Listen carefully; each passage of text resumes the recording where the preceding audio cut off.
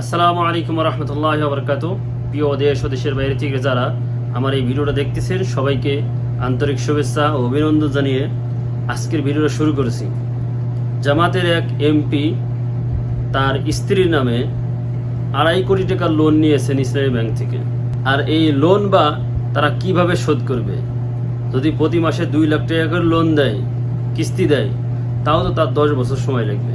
দর্শক, আপনারা মন্তব্য অবশ্যই জানান। এই কথাগুলো আমার না, অবশ্যই আপনাদেরকে অরিজিনাল ভিডিওটা দেখাবো। সাংবাদিক প্রশ্ন করছে, আপনি নির্বাচনের আগে 2.5 কোটি টাকা কিভাবে লোন নিলেন? চলুন দর্শক, সেই ভিডিওটা আমরা দেখি। একটা প্রশ্ন করেছেন মোহাম্মদ জামাল উদ্দিন, নির্বাচনের আগে আপনার স্ত্রীর নামে 2,52,00,000 টাকা ইসলামী ব্যাংক থেকে বিনা জামানতে ঋণ নিয়েছেন। আসলে কি বিষয়টা এরকম, বা কোনো ঋণ নিয়েছিলেন আপনি? হ্যাঁ, ঋণ নিয়েছেন।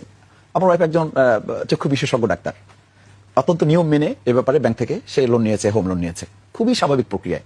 এবং একজন চক্ষু বিশেষজ্ঞ ডাক্তার হলেই কি তাকে 2.5 কোটি টাকা লোন দিতে হবে? আচ্ছা, লোনটা নিয়ে সে কি করলো একটু শুনি।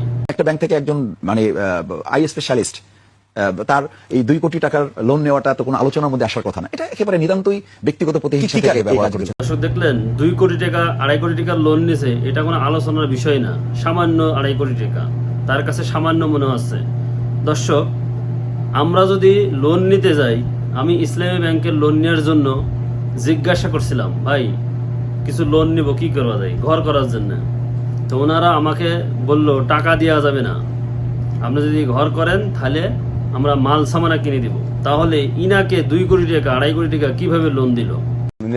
হোম লোন, আর কোনো কাজ হোম বাসা, ফ্ল্যাট কেনার জন্য। দর্শক চিন্তা করে দেখছেন, ফ্ল্যাট কিনবে, সুদের টাকা নিয়েছে। আচ্ছা, লোন নিছে, সুদ দেওয়া লাগবে না? নামাজ পড়ি কি হবে, জামাত করি কি হবে? 2.5 কোটি টাকা 2 কোটি টাকা লোন নিয়েছে, সেটা তো মাংনা দিনই ব্যাংক, অবশ্যই সুদ দিছে। সুদখোর কোনোদিন সুদখোরে নামাজ কালাম কবুল হবে? আপনারা কি বলেন?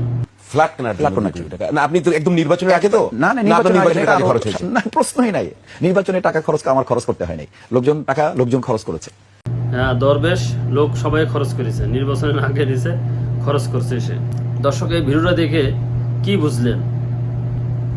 সাধারণ জনগণ ব্যাংকে গেলে লোন পায় না, কিন্তু তারা জামানত ছাড়াই কোটি কোটি টাকা ব্যাংকে থেকে লোন নেয়। এই টাকাগুলা আসছে কোথায় থেকে? তার বাপ দাদারা কি রেখে গেছে ব্যাংকে টাকা? সেই টাকাগুলো জামানত ছাড়া নিয়েছে।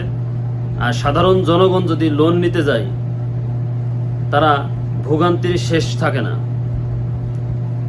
সাধারণ জনগণ যখন লোন নিতে যায়, তাদের এই লাগবে, এই কাগজ লাগবে, এটা লাগবে। ব্যাংকের লোন নিতে গেলে গ্রাহকের জুতা ছিঁড়ে যায়। প্রবাসী কল্যাণের টাকা আছে, কিন্তু লোন দিবে, আপনার এই কাগজ লাগবে, এটা লাগবে, সেটা লাগবে, নানান বাহানা করে। আর ইনারা লোন চাইলেই কোটি কোটি টাকার লোন নিতে পারে। এই টাকাগুলো কাদের? এই জনগণের টাকা। এই জনগণের টাকার লোন নিয়ে সে সুদে লোন নিয়ে সে ফ্ল্যাট কিনবে। এই হলো তাদের অবস্থা। দর্শক, ভিডিওটা কেমন লাগলো অবশ্যই আপনার মতামত কমেন্ট বক্সে জানাবেন। সবাই ভালো থাকবেন, সুস্থ থাকবেন। আল্লাহ হাফেজ।